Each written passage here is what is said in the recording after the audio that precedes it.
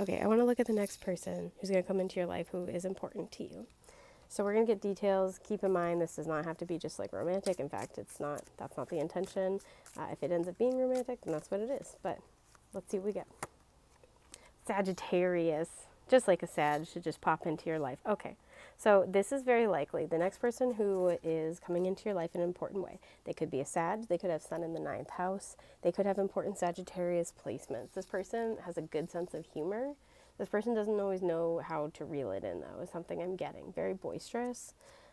Taurus energy, so especially strong messages for those of you that are Tauruses, but they could also have important Taurus placements.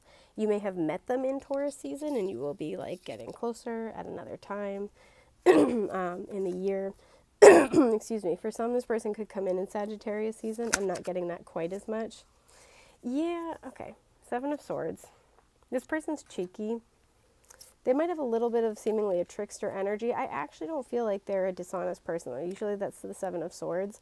I almost feel like there's a sense that this person has, we have foxes. And foxes are associated with deception, but they also have immaculate senses of timing. Excuse my burp. This person might just have like this divine sense of timing, right? For when they contact you, when they come into your life again. That serendipity that goes along with that Jupiter energy. So there's like... they kind of just like pop in and out of your life. This person might like to hike a lot. 9 of Cups, Jupiter and Pisces, so very much Jupiter vibes here. This person, I'm not going to lie, might have some vices that are kind of on the low. Excuse me. This person might like to hang out with you in a setting. So like, let's say if you sometimes like to gamble, they might want to hang out with you and gamble like not infrequently.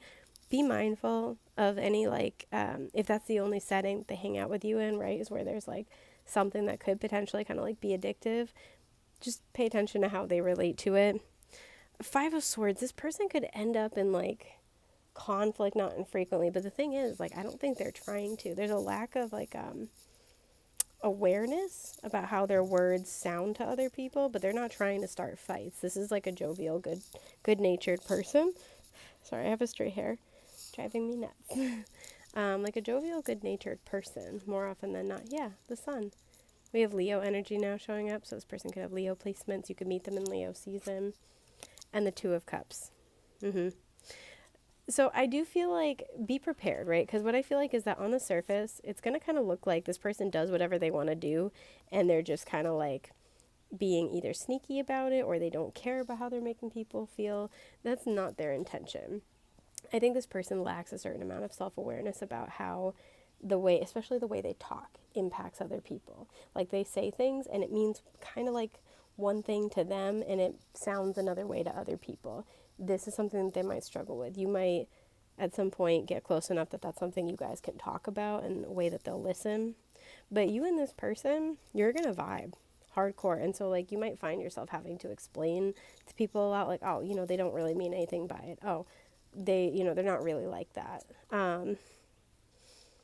Always be mindful about somebody, right? Like always like keep your head on a swivel here. But you and this person are going to like find a lot of happiness and actually a lot of enlightenment with one another. This person has something to share with you that's very important to your journey. And I feel like you have honesty and like I'm getting a mirror energy, so like self-awareness to bring to this person that will be valuable to them. And there's a mutual, I don't always get this with the 2 of Cups, but a mutual respect and appreciation and admiration for one another. You will like each other equally. You will appreciate your time together equally. You will enjoy each other's company equally. Yeah, Page of Swords, you could meet this person online. You could meet this person at a community event. This person could be a little bit nosy. You could be a little nosy. I'm actually almost picking this up as you. We have Aquarian energy here. You could meet this person at a music event. This person could be a musician. This person might find you a little nosy, but they kind of don't mind. It's interesting, we're talking about hiking, and there's mountains right there. You can meet them at like a hiking group. You can meet them through a friend who likes to hike. Yeah, 9 of Pentacles. I feel like you're going to be fascinated with this person's free-spiritedness. This person's going to be fascinated with your sense of self-worth. If you have like a regiment, a routine for yourself, if you're pretty boundaried with your time, they're fascinated by this. And Page of Pentacles, you both have something to teach each other. You both have something tangible and like concrete that you can act on, that you can implement in your lives with immediacy to give to one another. That's why there's this mutuality and this mutual exchange here. The Hierophant, Taurus energy. You both have an honor code. Make no mistake. You both have an honor code. You have a belief system. So even if it looks like this person does not like doesn't, I'm looking at that Seven of Swords, right? And it's like doesn't say the right thing, doesn't like seem to, know what people value or appreciate it. They are acting in alignment with their own honor code. And it's something that they're very open about, but I feel people misinterpret it a lot. But you both have that sense of values, right? Whatever they proclaim, they stick to it. I'm clarifying that Seven of Swords because I'm nosy. Okay, Ace of Pentacles. They might not be the most open and honest about like their finances, their stability. They could make like they could be struggling financially and not want people to know. They could be having to like start again when it comes to like their finances, their stability, right? So like maybe let's say if they move to your town, right? Like they're making it seem like, yeah, I'm off on a new adventure, but there's more to the story than that. Maybe there's a reason why they felt like they had to move, and like they're trying to have a fresh start, or they're trying to improve their life. And I feel like this is something that, again, especially if you're very regimented, very routine, this is something that you're brought into their life to help with. Yeah, I want to say with the Lovers in reverse, there are choices being made that need to be re-examined for both of you. You are going to help them re-examine the way they make decisions. They are going to help you re-examine the way you make decisions. Yeah, the Magician. So both of you can have more power and agency over your lives. Yep. Page of Pentacles and the Queen of Swords.